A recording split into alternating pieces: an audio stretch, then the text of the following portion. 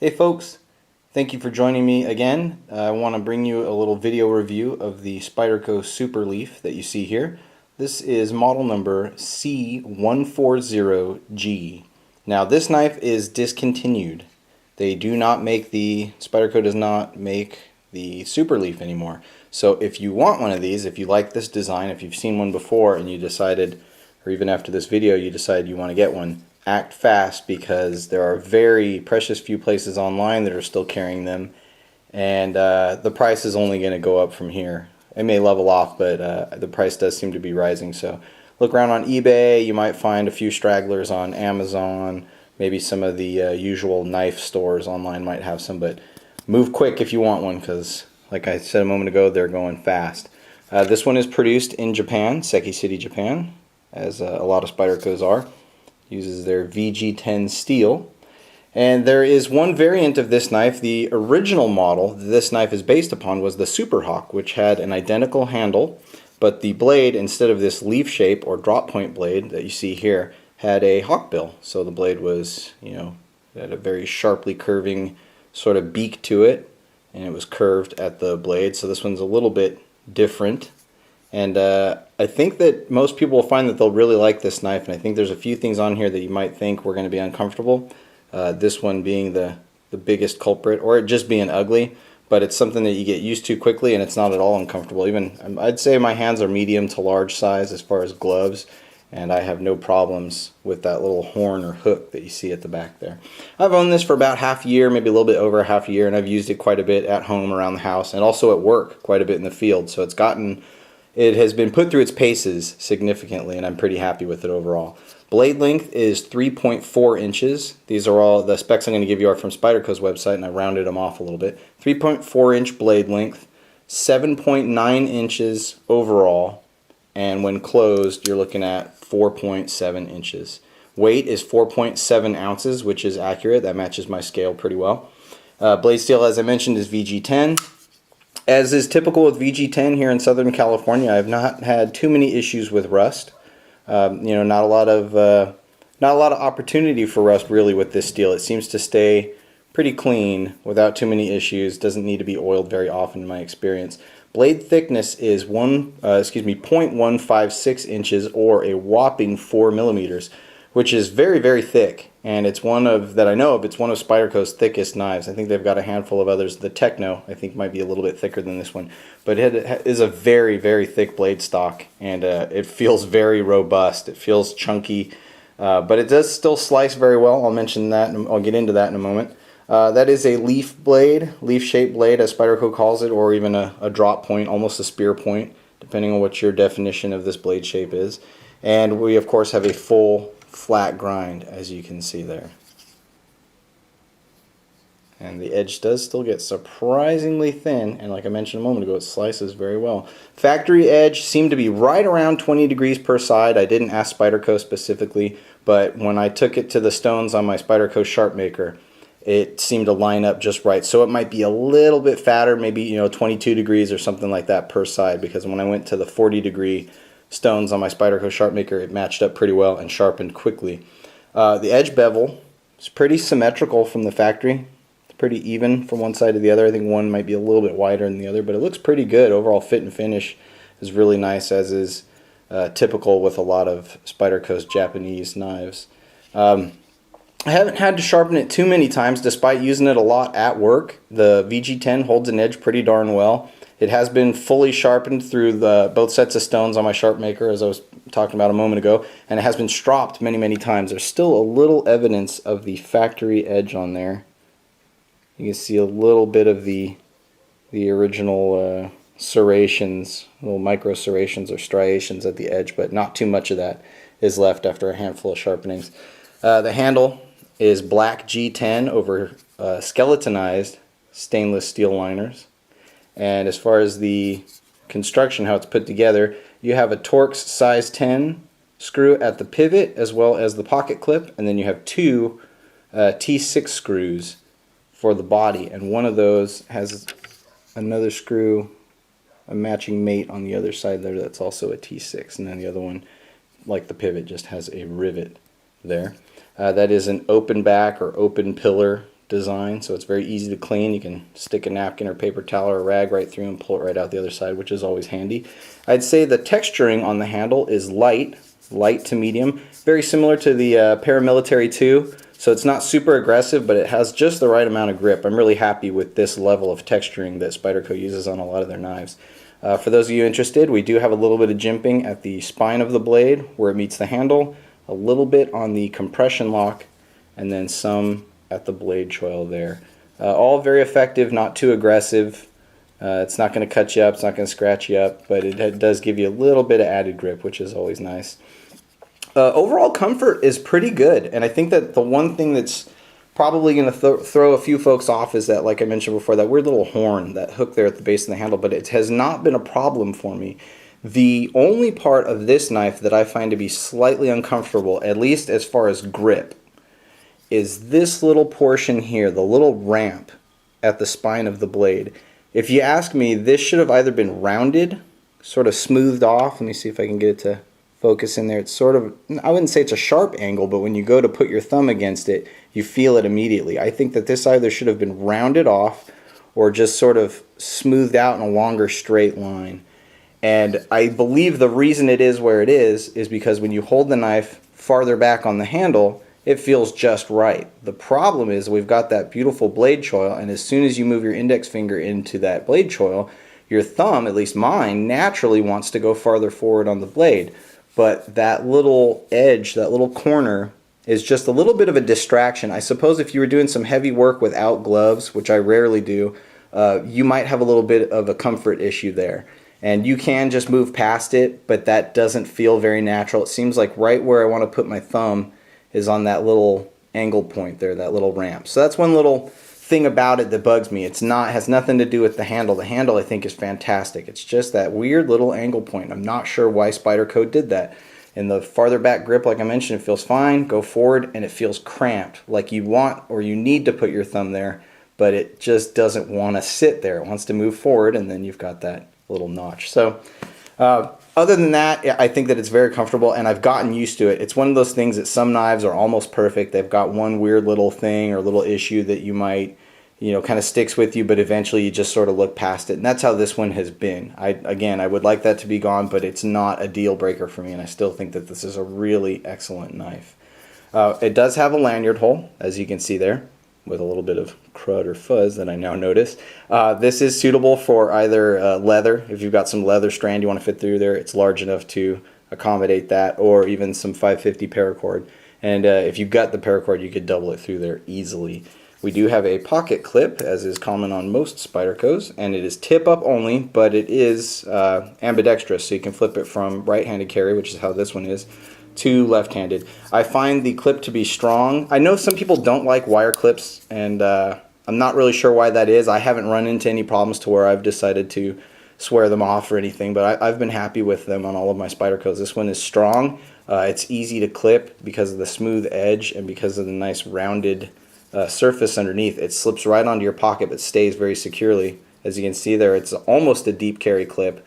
It's only about 1/4 inch to a little less than 1/2 inch of the handle exposed once it's in your pocket. And I find, again, it's very secure. It stays put. It is a bit of a handful, so once this is in your pocket, it can be a little bit of a pocket hog.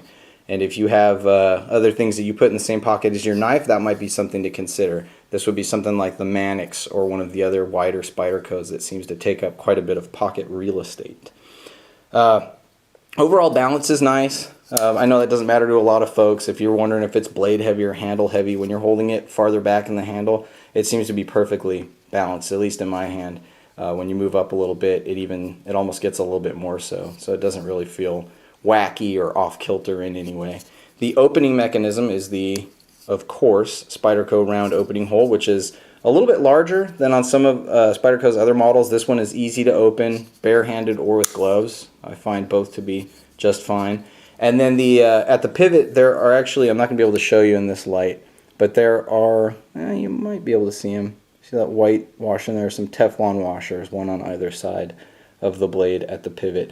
Not the smoothest knife, and well, I don't want to say it's not the smoothest. It's actually quite smooth in its action. It's not gritty, There's no grit or scratchiness or anything to really sort of bind up or slow it down. But when I loosen the pivot, even when I get it to the point to where the blade's actually a little bit floppy, it's still not entirely swinging loose. See that? Even when I hold down the lock, and it should, on some other knives, the blade will just drop, and on this one it's not doing so. So I don't know if that's because of the size of the Teflon washers. Maybe exchanging those for a different type of washer might have made it a little bit, given it a little bit more room, but that might have introduced play, so who knows. But it is smooth. I spoke incorrectly a moment ago. It is a smooth pivot. It's just not fast. It's not super fast and free, but it is smooth. It's just sort of slow and deliberate. Blade centering, at least on my sample here, is excellent. Very good centering, you can see there. Nothing rubbing on either side. And like a lot of other Spyderco's other flagship knives, this one has a compression lock. Now, I do take some small issue with this compression lock, and I'll talk about that in just one second. But overall, it's a very secure lock. Once it's locked in place, I don't find any vertical play at all. No up and down wobble whatsoever. A slight bit of side to side, but that's just because of how I have the pivot tuned. I've got it to a certain looseness that allows me to open and close the knife with a certain amount of speed, and I would say because of that, it's going to always introduce a tiny bit of side to side play, but it's nothing to do with the lock, and I have every confidence in this lock. I really do enjoy Spyderco's compression lock. Now let me bring in from the side here my Spyderco Paramilitary 2, and I want to show you something that's going to be pretty apparent right away. And that is the size of the channel that allows you to reach into that compression lock. And you can see that on the Paramilitary 2, the channel that allows you to reach in there, that is this portion of the handle that's been scalloped or milled out, is broader and smoother on the Paramilitary 2. And that makes it very easy to disengage the lock. Just a quick little reach to the side and you've got it unlocked. And same thing if some folks like to pinch the compression lock with their index finger, and again, that's very, very easy to do. On the Superhawk, and this may be just my example that I have purchased here. This may not do this to someone else's. Excuse me, I said Superhawk, didn't I? Someone else's Superleaf may not have this same issue. The lock is a little sticky on mine, not so much that it sticks against the blade, but that it is kind of difficult sometimes to push it all the way flat to disengage the blade. So sometimes I can, disengage it quickly and easily. Other times I'll go to push it and the blade, like right now, I'm kind of pushing it to the side and the blade doesn't want to come undone. You really got to find the sweet spot and push it way over, and of course that results in getting a nice mark on your thumb. So unlike my Paramilitary 2, actually I have two of the Paramilitary 2 and neither one exhibits this same problem. These are very easy to disengage with gloves or without. Because of the tension on the lock and because of this small channel, and also because it grabs the blade a little bit more, I think it's a number of factors, this one's just a little bit tougher to undo barehanded. And with gloves, I find it even more difficult, even more so. So sometimes with gloves, I actually have to stop and either do it with two hands or very deliberately take my thumb and push it very hard against the lock, against the handle to disengage it. Again, I don't want to say that that is, somehow a flaw in the design of this knife. I do think that this channel should have been wider. I would have liked to have seen that wider there, just like on the Paramilitary that I showed you. And, that's pretty much it. I think if that was a little bit wider, it might be a little bit easier to get more of a purchase on that bar, on that lock bar, to push it over. Not a big deal. Maybe if you were using work gloves all the time, that would be something to consider. But, around town with bare hands, it's a little bit easier to open. And I think that this is probably exclusive. That little bit of stickiness or that little last minute moment where it doesn't want to go all the way over, I think that's probably exclusive to this particular knife that I own rather than every Superleaf, because I've never read another account of it happening. So keep your eyes peeled for it. Something to consider if you do buy it, but I wouldn't count on it being a problem for you. The fit and finish on the knife is excellent. I find that a lot of overseas Spyderco models are. The Japanese, the Taiwanese models are absolutely fantastic, and this one's no exception. I think that the G10 was very nicely ground along all the edges. I didn't find any burrs or weird, rough patches in the scales. I didn't find anything really off about the blade. Like I mentioned before, the blade is very well centered. It's very evenly ground. The bevels are nice. So as far as the overall fit and finish, the overall quality, you know, of the little last minute fine details, I'd say that this one is excellent and on par with just about any of the other excellent Spyderco examples out there. Let me run you down some quick little pros and cons, and I'm going to bring a couple knives in from the side to show you, to give you some quick comparisons. So despite this thick blade that the Superleaf has, it slices very well. I think that's attributed partially to the full flat grind. Makes it, you know, it doesn't have that little break along the blade where it goes from the full stock to the hollow grind or saber grind. So I think that that makes it move through material very easily. And I think that Spyderco has thinned it properly at the edge. They chose it's a good length of blade with a good angle to where when it gets down towards that final edge, it's quite thin. So it moves through material very easily and feels a lot like a thinner blade, despite that, you know, chunky 4mm blade stock, which is quite massive. Very comfortable handle. So when you're in this further back grip, I think that it's very comfortable. I think that it could have been a little bit more comfortable if they had rounded off that point I mentioned before. It's very easy to sharpen. VG10, at least Spyderco's VG10, is heat treated to perfection. I'm really happy with the performance of Spyderco's VG10. Easy to sharpen, easy to get to a very, very fine edge, and it maintains an edge for a very respectable amount of time. You won't be going back to the stones too often unless you're going through a lot of really tough material on this one. Nice strong detent. So the blade doesn't want to flop out. A lot of times with a big, thick, heavy blade like this, you got a loose detent. And at least on this particular example, it takes a little bit to overcome that detent. It's not going to come shaking out on a whim. So that's always nice. Nice stout blade tip. It gets thin, but not too thin. And I think that this blade tip will last you if you're going and driving through a lot of different stuff. I think this one's going to hold up. It'll be in it for the long haul. It can be a little bit difficult to close with gloves on. So that is one of the downsides. I mentioned that before. I don't like that little bump in the blade spine, and for certain folks, depending on what you're doing, the thickness of this blade overall may just not be the knife for you, so consider that it is very, very thick. But other than that, I do highly recommend this knife. I kind of consider it in my own mind, just in my own terms.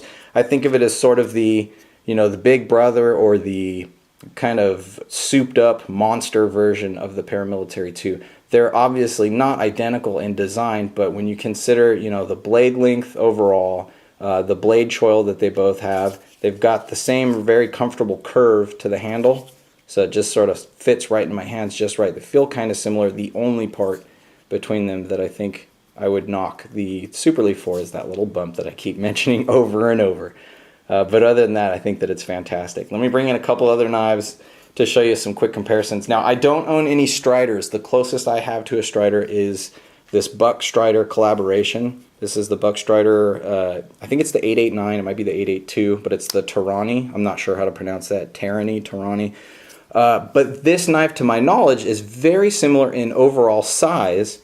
The overall dimensions, save for maybe the thickness, is very similar to the Strider SNG model, which is sort of their medium-sized knife.